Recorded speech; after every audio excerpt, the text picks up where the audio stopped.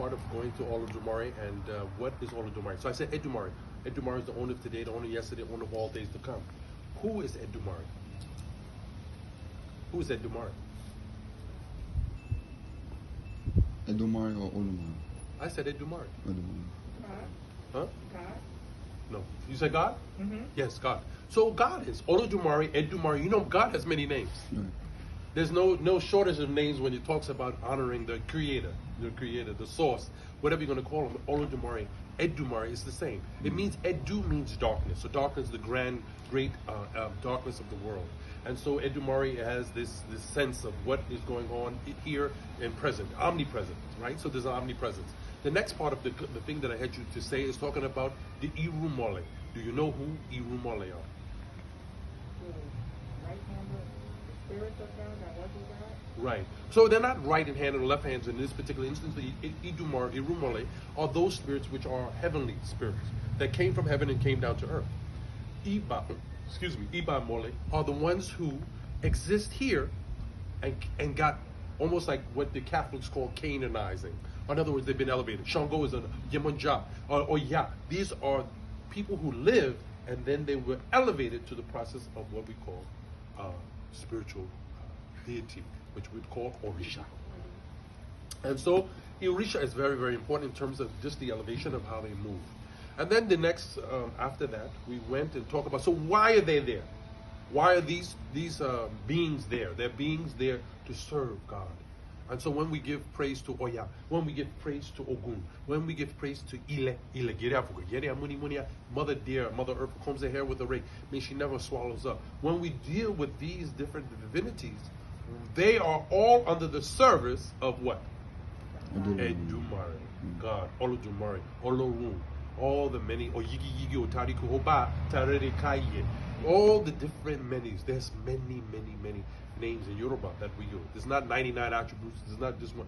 You know, he may have, this or, and so all of them are. So that's what it is. And so now we talk about Isese. What is Isese? Do you know that word, Isese?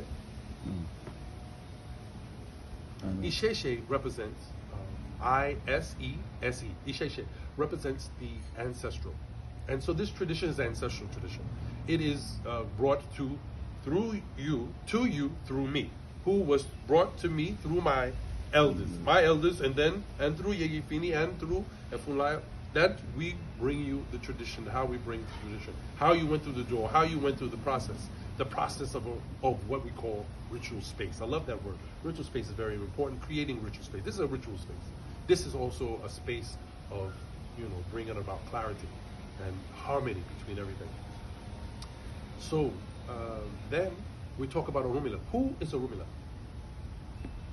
The great diviner, the first prophet of Ifa. Hey! The great diviner. Witnessed the creation, second only to Olodumare, the owner of medicine, more powerful than man.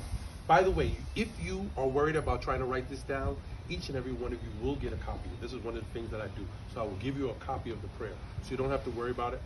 This part of it, I did mess up a little part after he got me a little, I don't know what happened, I got a little, but I'll give you the exact words. And so each one of you don't have to worrying about, what did he say?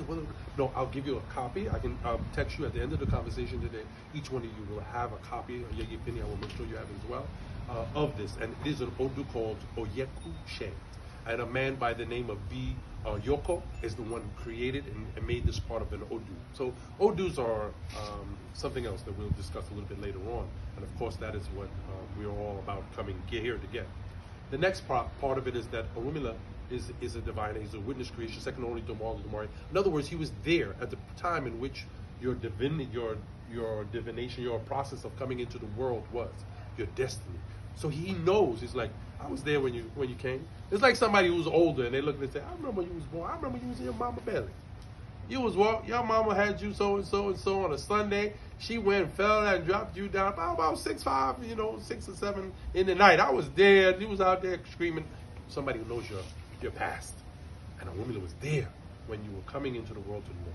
And he was, oh, okay, yeah, I was there. He was a witness. Saw it, Can I get a witness? Hey, woo, woo. So he was a witness. And so now we talk about Ella. Ella is called the pure one. So part of all the thing that you've been talking about is the pure one. Pure one, who is never need sacrifice. So Ella is an aspect of what we call Ifa. And he's a messenger. And he's a messenger that when we tell the story in the word in the Odu of Idi Wordy, says that he came into the world, and when happened is that the town was being flooded.